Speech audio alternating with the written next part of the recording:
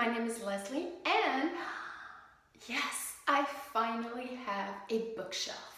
I mean, I don't have much of anything on it yet, but it's my own, and I have all the books that I've purchased since I moved back to the United States, and I love it. I can tell that there is a really bad echo in this room because there's literally nothing but my bookshelf and my filming light, but we're gonna have to do with that, and eventually I'll have more furniture in here.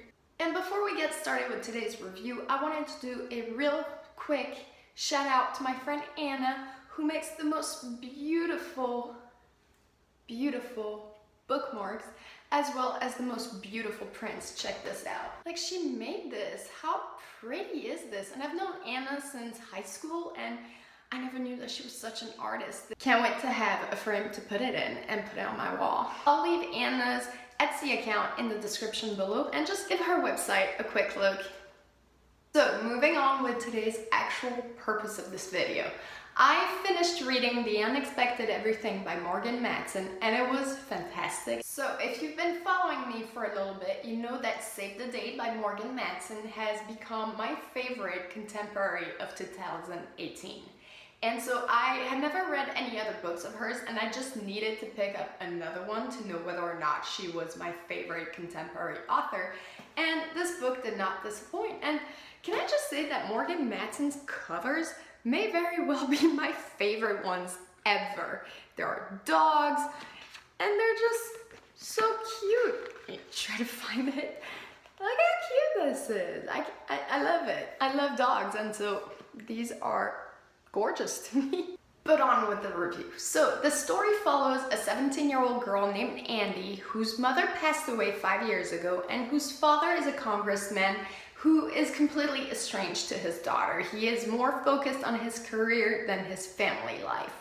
And obviously, for the sake of his career, they pretend to be a very happy family on camera, but it can be the furthest thing from the truth. Andy is someone who likes to be in control of her life and has the entire summer break planned out just so that she can be proactive for her future but still be far, far away from her father. And from the very first few pages, we get the sense that Andy is still grieving from her mother's death, but also from the absence of her father. Then something goes wrong and all her plans fall through, and she ends up becoming a dog walker for the summer, which is not very glamorous for a congressman's daughter. And so through a series of unexpected events and unexpected acquaintances that she makes, she realizes that this may be the best summer she's ever had, and also realizes that not having concrete plans might be the best thing that ever happened to her.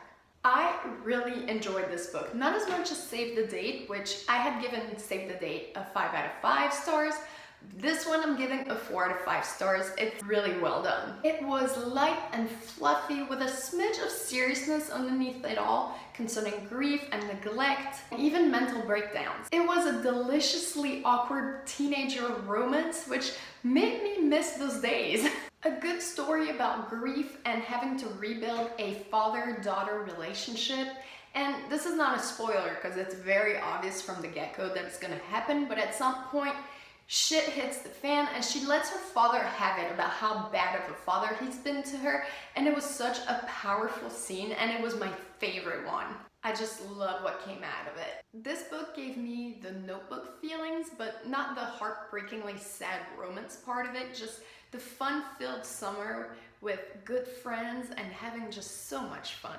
I loved it. It reminded me of some of my funnest summers as a teenager, and I found myself giggling on multiple occasions. I love the characters, and we're introduced to quite a few of them between Andy's 3 female best friends, her male friends, and her love interest, and they were very relatable, very real, and I wanted to be friends with them too.